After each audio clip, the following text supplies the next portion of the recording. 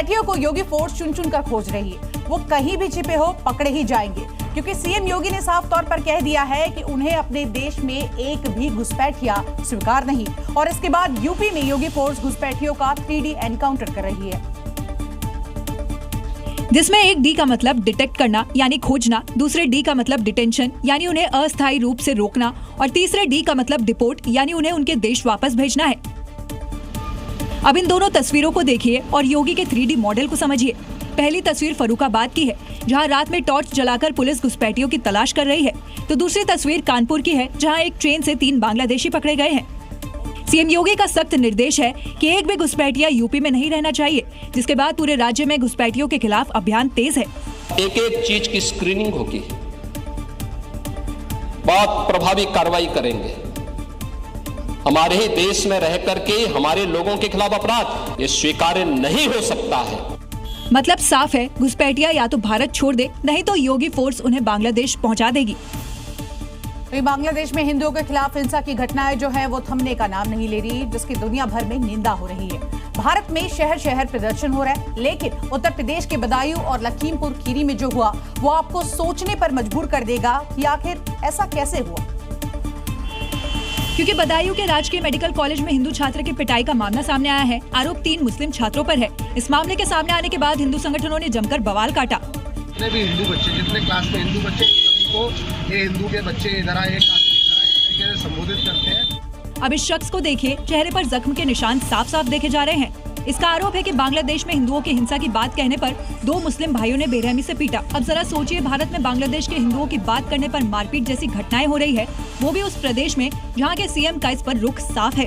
Note करना, ये चीजें होनी चाहिए और हमारा भी प्रयास होना चाहिए। जब बांग्लादेशी को यहाँ से निकालेंगे और रोहिंग्या को यहाँ से बाहर का रास्ता दिखाएंगे तो उनके समर्थन में मत आना। वहीं लखनऊ में अटल बिहारी वाजपेयी की 101वीं जयंती के मौके पर राष्ट्र प्रेरणा स्थल का उद्घाटन किया गया। यहाँ पर डॉक्टर श्यामा प्रसाद मुखर्जी, पंडित दीनदयाल उपाध्याय की प्रतिमाएं भी लगी है, जिसका उद्घाटन प्रधानमंत्री मोदी ने किया। और परिवारवादी पार्टियों पर जमकर निशाना साधा। परिवारवादियों के लिए दूसरों की लकीर छोटी करना मजबूरी हो जाता है, ताकि उनके परिवार का कद बड़ा दिखे और उनकी दुकान चलती रहे। वहीं योगी ने अटल जी के विचारों को सामने रखा। और सदैव अटल जी कहते थे, अंधेरा छटेगा, सूरज निकलेगा, कमल खिलेगा, तो यह केवल मात्र एक आशा नहीं, बल्कि भारत राष्ट्र के उज्जवल भविष्य को लेकर के उनके अडिग विश्वास, दूरदृष्टि और दृढ़ संकल्प का उद्घोष था। और अब बात करते हैं लोकसभा सचिवालय की, जहां पर सांसदों के लिए एक एडवाइजरी जारी की गई है, जिसमें कुछ इलेक्ट्रॉनिक इक्विपमेंट्स के संसद परिसर में इस्तेमाल पर पूरी तरह से रोक लगा दी गई है, क्योंकि इनमें सांसदों की गोपनीयता को खतरा हो सकता है। इस एडवाइजरी में निर्देश दिया गया है कि देश में ऐसे गैजेट्स अब आसानी से उपलब्ध हैं, जिनसे संसद की सुरक्षा खतरे में पड़ सकती है, जिनमें स्मार्ट चश्मे, कैमरे वाले पेन और स्मार्ट वॉच, एडवांस्ड इक्विपमेंट शामिल है। सचिवालय ने कहा कि कुछ डिवाइस ऐसे हो सकते हैं जिनका उपयोग गुप्त रूप से रिकॉर्डिंग या निगरानी के लिए किया जा सकता है। इससे संसद में होने वाली चर्चाओं और सांसदों की सुरक्षा और गोपनीयता भी प्रभावित हो सकती है। बता दें कि शीतकालीन सत्र के दौरान संसद परिसर में टीएमसी सांसद के ई सिगरेट पीने को लेकर विवाद हो चुका है। सर, देश भर में ई सिगरेट बैन हो चुकी है, क्या सदन में आपने अलाउ कर दी है? नहीं, कोई मान्य सदस्य को कोई भी सर, टीएमसी के सांसद पी रहे हैं सर। बता दें कि स्मार्ट गैजेट्स के बढ़ते चलन को देखते हुए ये चेतावनी दोबारा जारी की गई है। यूपी सरकार के राज्य मंत्री दिनेश सटिक के एक बयान से बवाल मच गया, जहां पर उन्होंने अपनी सीट से तीसरी बार विधायक नहीं बनने की इच्छा जताई है, क्योंकि उन्हें द्रौपदी के श्राप का डर सता रहा है। और यही कारण है कि हस्तिनापुर से दोबारा जीत पर मिथक तोड़ने वाले दिनेश खटीक अब डरे हुए हैं। एक बार कोई विधायक बनने के बाद हस्तिनापुर से कभी दोबारा एमएलए नहीं बना, कभी दोबारा कोई एमएलए नहीं बना। देश के अंदर मोदी जी जैसे व्यक्ति और उत्तर प्रदेश के अंदर योगी जैसे व्यक्ति थे, तभी उन्होंने मेरी नैया पार लगा करके दोबारा विधायक बनाने का काम किया। लेकिन उन्हें अब द्रौपदी के श्राप का डर है। मैं बार बार ये कहता हूं कि यार मैं 2 बार एमएलए बन गया, मुझे श्रापित भूमि से अब तीसरी बार एमएलए नहीं बनना। दरअसल हस्तिनापुर में द्रुत सभा में द्रौपदी का चीरहरण हुआ था। उस वक्त गुस्से में तमतमाई द्रौपदी ने पूरे कुरुवंश का नाश होने का श्राप दे दिया था। नतीजा ये हुआ था कि युद्ध में सभी कौरव और उनके वंशज मारे गए और पांडवों के पुत्रों की भी हत्या हुई थी। ये मिथक था कि हस्तिनापुर से कोई दोबारा जीतकर विधायक नहीं बना। और अगली खबर लखनऊ से, जहां पर पूर्व पीएम अटल बिहारी वाजपेयी की जयंती पर आयोजित कार्यक्रम में कवि कुमार विश्वास ने कुछ ऐसा कहा कि सीएम योगी समेत तमाम लोग वहां ठहाके लगाने लगे। बुधवार को उत्तर प्रदेश विधानसभा में अनुपूरक बजट पर सीएम योगी ने सरकार का पक्ष रखा। उसके बाद शाम को लखनऊ में पूर्व पीएम अटल बिहारी वाजपेयी की याद में कार्यक्रम था, जिसमें कुमार विश्वास ने प्रस्तुति के दौरान डिप्टी सीएम ब्रजेश पाठक पर तंज कसा, जिसके बाद हॉल में ठहाके लगे। कुमार विश्वास और डिप्टी सीएम ब्रजेश पाठक अच्छे दोस्त हैं, तभी तो कुमार विश्वास मजे लेकर कह रहे हैं कि छात्र राजनीति से वो ब्रजेश पाठक के लिए मुफ्त में काम कर रहे हैं। मतलब साफ है, आप कितने भी बड़े पद पर चले जाएं, जब बात दोस्ती की आती है तो हंसी मजाक इसी तरह का होता है। तो देखिए, अरावली पर पिछले कुछ दिनों से मचे बवाल के बीच केंद्र सरकार ने बड़ा फैसला लिया है और अब नई माइनिंग लीज पर रोक लगाने के निर्देश दिए। इसके लिए वन और पर्यावरण मंत्रालय की ओर से राजस्थान, हरियाणा और गुजरात के चीफ सेक्रेटरी को पत्र लिखा गया है, जिसके मुताबिक जब तक नई गाइडलाइन तैयार नहीं होती तब तक नई माइनिंग लीज नहीं दी जाएगी। सरकार ने कहा कि वो अरावली इकोसिस्टम की लंबे समय तक सुरक्षा के लिए पूरी तरह प्रतिबद्ध है और माइनिंग गतिविधियों को सख्ती से रेगुलेट करेगी। सरकार के फैसले के मुताबिक ये रोक पूरे अरावली क्षेत्र में लागू होगी। इसका मकसद इस रेंज की अखंडता को बनाए रखना है, सभी अनियमित माइनिंग गतिविधियों को रोकना है। इसके अलावा मंत्रालय ने Indian council of forestry research and education को भी पूरी अरावली में अतिरिक्त इलाकों की पहचान करने का निर्देश दिया है। अरावली पर बढ़ते आक्रोश पर मोदी सरकार को पर्यावरण फर्स्ट वाली नीति के तहत आगे बढ़ने पर मजबूर होना पड़ा। सरकार के इस ऐतिहासिक कदम के बीच अब अरावली में अवैध खनन माफियाओं के लिए नए खेल की कोई गुंजाइश नहीं बचेगी। और अब अगली खबर बिहार से, जहां पर डिप्टी सीएम और राज्य के गृह मंत्री सम्राट चौधरी ने अपराध मुक्त बिहार की तारीख बता दी है। एक कार्यक्रम में उन्होंने कहा कि सिर्फ 3 महीने में वो बिहार से एक अपराधी को भगा देंगे। जी हाँ, आप सही सुन रहे हैं। जब से सम्राट चौधरी बिहार में गृह मंत्री बने हैं, तब से बिहार में बुलडोजर गरज रहा है। पुलिस एक्शन में है, न सिर्फ अपराधियों को पकड़ रही है बल्कि एनकाउंटर भी कर रही है। तभी तो सम्राट चौधरी दावा कर रहे हैं, जो अभी दिख रहे हैं वो आगे नहीं दिखेंगे। चोरी छुपे कुछ लोग अपराधी लोग घूमते हैं, तो मेरा काम ही है बिहार में अपराधी को ठीक करना, कचरा साफ करना, सफाई अभियान चलाना। सम्राट चौधरी यही नहीं रुके, उन्होंने अपराध मुक्त बिहार की डेडलाइन भी तय कर दी है। जो नहीं भागा है अगले 3 महीनों में पक्का भगा दूंगा। बिहार में अपराधियों को सम्राट कुछ वैसे ही चेता रहे हैं जैसे यूपी में सीएम योगी चेताते हैं। इसलिए लोग कह भी रहे हैं कि सम्राट बिहार में क्राइम कंट्रोल के लिए योगी मॉडल पर काम कर रहे हैं। और अब बात करते हैं कर्नाटक के चित्रदुर्ग की, जहां पर दिल दहला देने वाली एक वारदात हुई है। आपको बता दें, यहां पर बेंगलुरु से गोकर्ण जा रही प्राइवेट स्लीपर बस की कंटेनर लॉरी से टकरा गई, जिसके बाद बस आग की लपटों में घिर गई। टक्कर इतनी भीषण थी कि दोनों गाड़ियों के इंजन में धमाका हुआ और चंद सेकंडों में आग ने पूरी बस को अपनी चपेट में ले लिया। देखते ही देखते बस आग के गोले में तब्दील हो गई। धू-धू करती बस आग की लपटों में घिरी हुई है और चारों ओर काले धुएं का घना गुबार छाया है। बस की खिड़कियों और छतों से आग की तेज लपटें निकल रही हैं। आग की लपटों के कारण दूर से ही तेज रोशनी नजर आ रही थी। हादसे के बाद मौके पर अफरा तफरी मच गई। दमकल कर्मियों ने काफी मशक्कत के बाद आग पर काबू पाया, लेकिन तब तक बस पूरी तरह से जलकर खाक हो चुकी थी। इस भयानक हादसे में 17 से ज्यादा लोगों की मौत हो गई है। इस घटना पर पीएम मोदी ने दुख जताया है। मृतकों के परिजनों के लिए 2-2 लाख रुपए की सहायता राशि की घोषणा की है। तो हैदराबाद में पुलिस कानून व्यवस्था बनाए रखने के लिए एक अभियान चला रही है और रात के वक्त जो लोग चौक चौराहे या फिर गली के नुक्कड़ पर बिना किसी वजह खड़े रहते हैं, उन्हें कानून में रहने की हिदायत दे रही है। किसी को दौड़ाकर पकड़ा जा रहा है तो किसी का बाइक से पीछा किया जा रहा है, तो कभी होटल और लॉज की तलाशी ली जा रही है। ये सब इसलिए किया जा रहा है ताकि शहर में कानून व्यवस्था कायम रहे। और जो कानून और पुलिस को हल्के में लेते हैं या ऐसी सोच रखते हैं, पुलिस ने इस ड्राइव के तहत उन्हें सख्त संदेश दिया। पुलिस रात में गश्त कर रही है। जो भी कोई बिना किसी वजह के रात में घूमता दिखाई दे रहा है, उसे पकड़ रही है, पूछताछ कर रही है, उसके बाद जाने दे रही है। पुलिस ने ये मिशन चबूतरा, साइबराबाद, मेलार देवपल्ली इलाके में चलाया। लोगों को समझाकर घर में रहने को कहा गया। मिशन चबूतरा के तहत कई बदमाशों की भी पहचान की गई, जिसके बाद पुलिस ने उन्हें गिरफ्तार किया, थाने ले गए। तो कुछ ऐसे भी थे जिन्हें कड़ी कार्रवाई की चेतावनी दी गई। तो वहीं लखनऊ में केजेएमयू में धर्मांतरण विवाद थमने का नाम नहीं ले रहा। देखिए, अब डॉक्टर एसोसिएशन ने वाइस चांसलर के दफ्तर पर शिकायत दबाने का आरोप लगाया, साथ ही पैथोलॉजी विभाग पर भी गंभीर आरोप लगाया। और इसकी शिकायत वाइस चांसलर को की गई, जिसका वीडियो भी सामने आया, जहां डॉक्टर्स एसोसिएशन के सदस्य अपनी शिकायत दर्ज करवाते दिखे। जब वाइस चांसलर ऑफिस में बात आई तो 1.5 से 2 दिन में सब निपट गया। उसके पहले पैथोलॉजी विभाग में कौन लोग हैं सर? डॉक्टर एसोसिएशन ने केजीएमयू को अलफला जैसे ना बन जाने की भी चेतावनी दी। साथ ही पैथोलॉजी विभाग में तकरीरें करवाने पर सवाल पूछा। कोई न कोई तो है ना जो रेडिकलाइज कर रहा है, इसको कहाँ चुनता है? तो वो रेडिकलाइज कर रहे हैं वो लोग जो लैब में चुपके तकरीर करा रहे हैं, चुपके नमाज पढ़वा रहे हैं। वाइस चांसलर डॉक्टर्स एसोसिएशन की बात ऐसे मान रहे थे कि मानो कोई बच्चा अपने टीचर की बात मान रहा हो। क्या आप उसकी डिग्री, आप उसकी प्रैक्टिस नहीं बन सकते, आप अपने स्तर से एनएमसी को लेटर लिख सकते हैं। वाइस चांसलर उनके हर बात पर सहमत दिखे। इसके दो ही मतलब है, या तो वो सच में इसके लिए गंभीर है या मामले को टालने की फिराक में है। और अब बात करते हैं गुजरात की, जहां के अहमदाबाद से छेड़छाड़ का एक हैरान करने वाला मामला सामने आया है, जिसमें आरोपी अपना जुर्म कबूल कर रहा है और ये भी बोल रहा है कि उसे ऐसा करने के लिए अल्लाह ने कहा है। इस शख्स का नाम है एहराज हुसैन अब्दाली, जिसे कुछ ऐसी आवाजें आती हैं जिसमें उसे कहा जाता है कि जा उसे उठा ले, और ये शख्स वैसा ही करता है। सर, मुझे आवाजें आ चुकी है, 2 बार आवाज आई है। मैंने मजिस्ट्रेट साहब को भी बोला। तीसरा ख्वाब मेरे गांव में दिवाली वाली दिन आया कि एहराज उसको खींच ला। इतना ही नहीं, ये शख्स अपनी छेड़छाड़ की हरकत को सही बता रहा है और कह रहा है कि उसे ऐसा करने के लिए अल्लाह ने कहा, और वो उसके हुक्म की तामील करते हुए महिलाओं के साथ छेड़छाड़ करता है। इस आवाज को क्या बोलते हैं? उस आवाज को अल्लाह की आवाज बोलते हैं, निराकार की।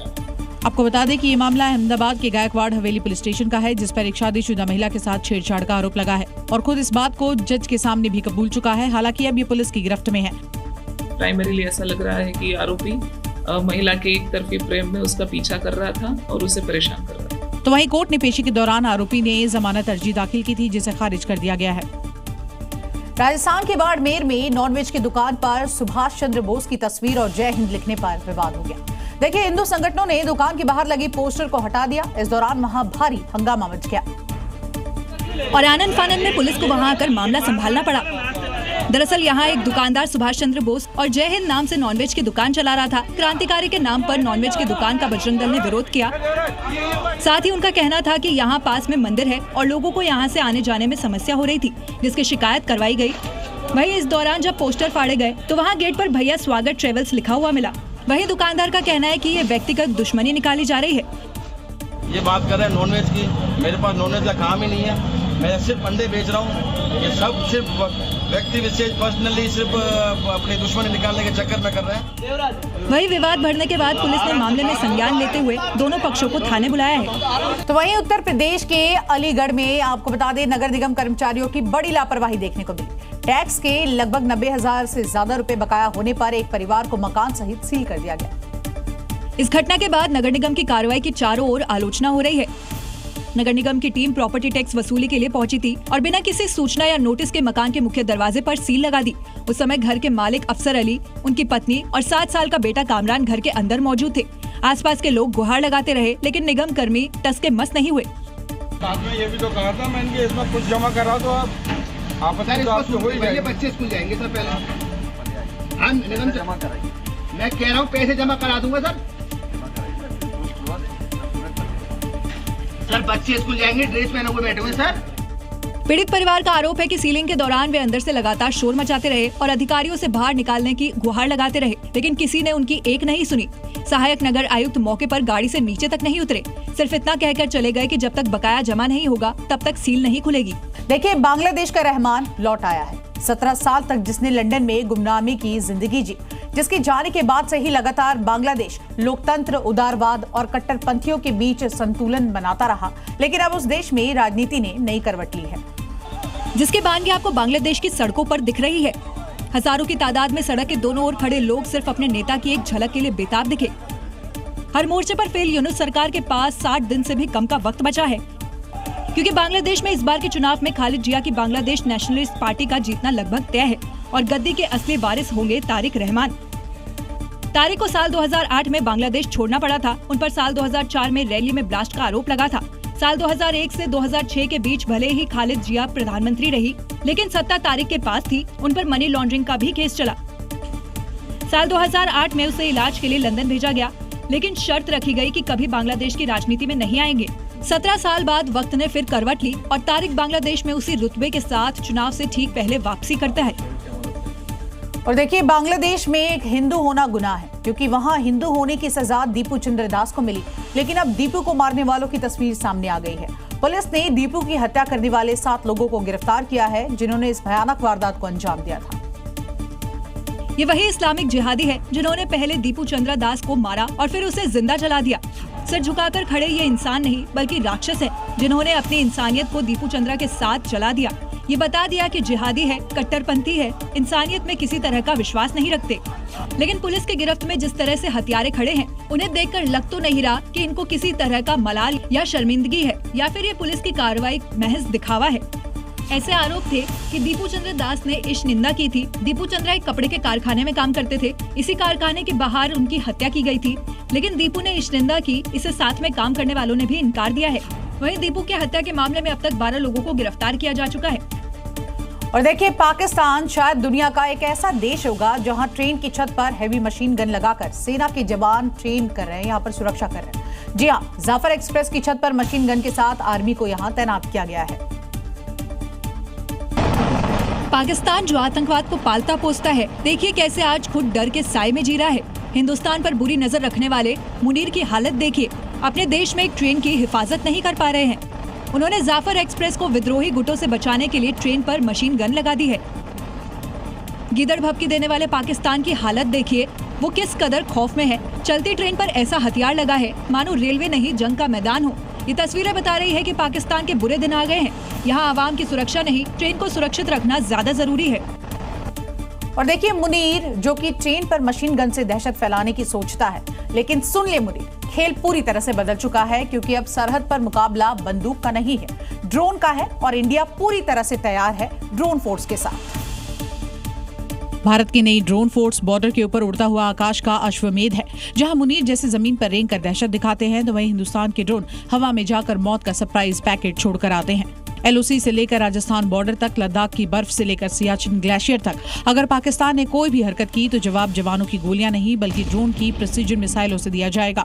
ड्रोन फोर्स को मजबूत आधार देने के लिए देश भर से 19 प्रमुख आर्मी सेंटरों में अत्याधुनिक ड्रोन ट्रेनिंग सेंटर स्थापित किए जा रहे हैं। इसमें देहरादून का इंडियन मिलिट्री एकेडमी, चेन्नई और गया की ऑफिसर्स ट्रेनिंग एकेडमी, तो वहीं महू का इन्फेंट्री स्कूल और देवलाली का स्कूल ऑफ आर्टिलरी शामिल है। सेना का लक्ष्य है कि 2027 तक हर सैनिक को कम से कम बेसिक ड्रोन ऑपरेशन का प्रशिक्षण मिल जाए। इन प्रशिक्षण केंद्रों में अधिकारियों से लेकर जवानों को इतना ट्रेन कर दिया जाएगा कि वो एक अज्ञात शक्ति की तरह दुश्मन का सफाया कर देंगे। और चलिए बात करते हैं उत्तर प्रदेश की, जहां पर बदमाशों के खिलाफ ताबड़तोड़ एक्शन जारी है। देखिए, कड़ाके की ठंड में पुलिस अपराधियों को पीतल वाली गर्मी दे रही है। मेरठ, मथुरा, उन्नाव और सहारनपुर अपराधियों पर कहर बनकर टूटती यूपी पुलिस से अब बदमाश रहम की भीख मांगते हुए नजर आ रहे हैं। किसी ने बदमाशी करने का प्रयास किया, किसी बेटी को छेड़ने का प्रयास किया, किसी की इज्जत पे हाथ डालने का प्रयास किया या कहीं चोरी डकैती करने का प्रयास किया, तो अगले चौराहे पे जाते जाते पुलिस उसको स्वयं दबोच देगी। ये बयान केवल हवाई बातें नहीं बल्कि ग्राउंड में योगी फोर्स के ताबड़तोड़ एक्शन को दिखाता है।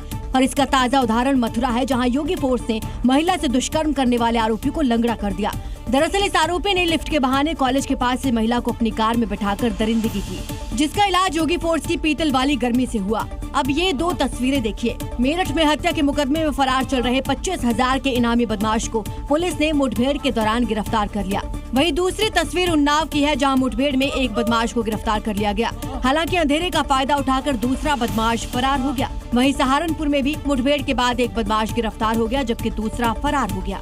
उत्तर प्रदेश में पंचायत चुनाव होने वाले, लेकिन उससे पहले ही पुलिस एक्शन मोड में है। और इसी के तहत मुजफ्फरनगर में एक अवैध हथियार फैक्ट्री का पर्दाफाश किया गया, जहां से भारी तादाद में तमंचे जब्त किए गए। साथ ही पुलिस ने यहां 2 आरोपियों को भी गिरफ्तार किया है। 1-2 नहीं बल्कि पुलिस ने अवैध हथियार की फैक्ट्री का खुलासा करते हुए 20 तमंचे मौके से जब्त किए हैं। साथ ही पुलिस ने अवैध हथियार बनाने वाले 2 लोगों को भी गिरफ्तार किया है। पुलिस को मुखबिर से जानकारी मिली थी कि यहाँ के बुढ़ाना में सड़क किनारे एक अवैध फैक्ट्री चल रही है। पुलिस ने रेड की और 2 लोगों को गिरफ्तार कर लिया है। पुलिस को मौके से 11 पूरी तरह तैयार तमंचे, एक 315 बोर, एक 12 बोर, 6 अध बने तमंचे बरामद हुए हैं। साथ ही साचा मशीन, ड्रिल मशीन, हथौड़ा, वेल्डिंग मशीन भी जब्त की गई है। पुलिस पूछताछ में पता चला है कि ये गिरोह 10 से ज्यादा जिलों में हथियार बेचता था और 100 से 150 तमंचे सप्लाई कर चुका है। वहीं योगी फोर्स ने भी ये साफ कर दिया है कि ऐसी कार्रवाई आगे भी जारी रहेगी। तो वहीं शिमला में एक दिलचस्प वाकया सामने आया जब नेता प्रतिपक्ष जयराम ठाकुर पूर्व पीएम अटल बिहारी वाजपेयी की जयंती पर अस्पताल में फल बांटने गए थे और तभी एक महिला मरीज ने कहा कि एक मस्जिद तो हटा नहीं पा रहे, हमारी बहू बेटियां कैसे सुरक्षित रहेंगी। हालांकि जयराम ठाकुर ने कुछ कहा नहीं, बात को टालने की कोशिश की। यहाँ पर एक मस्जिद वो हटा नहीं पा रहे, कल को हमारी बहू बेटियां हम कैसे रहेंगी। आपको लग रहा है किसी चिंता है उसमें हम चले सब लोग लगे हुए बीजेपी भी आए तो सब लगे हैं। हम लोग हमारे ऊपर 8 केस होंगे लड़ रहे। एक मस्जिद इलीगल मस्जिद है। मध्य प्रदेश के सिवनी से एक चौंकाने वाला मामला सामने आया है। बताया जा रहा है कि स्कूली छात्राएं पिछले 15 दिनों से चिल्ला रही हैं, अजीबोगरीब यहां पर हरकतें कर रही हैं, जिससे गांव के लोग परेशान हैं। तो वहीं स्कूल में भूत होने की चर्चाओं ने इस इलाके में दहशत फैला दी है। ये वीडियो सिवनी जिले के लखना दौन विकास खंड में सरकारी स्कूल का है, जिसमें छात्राएं अचानक बीमार पड़ गई और चिल्लाने लगी। वीडियो में 2 छात्राओं को देख सकते हैं जिनको संभालने की कोशिश की जा रही है।